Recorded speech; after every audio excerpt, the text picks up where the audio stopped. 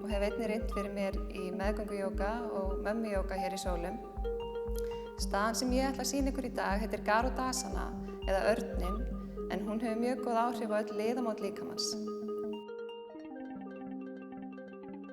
Stöndum saman með báðar fætur, tær saman, hælar saman, hendur niður með síðum, öndum inn, hendur fyrir ofan höfuð, lófar saman, sveiflum hægri handlegg undir vinstri, krossum olnboga, krossum úlnliði, spennum greipar fyrir framan andlitið og þrýstum olnbogum niður í átt að gólfi.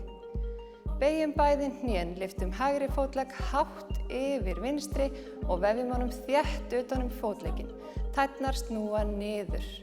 Öndum inn hér, fyllum lungun og látum okkur síga hægt og rólega eins langt niður og við treystum okkur til. Réttum úr bakinu hér.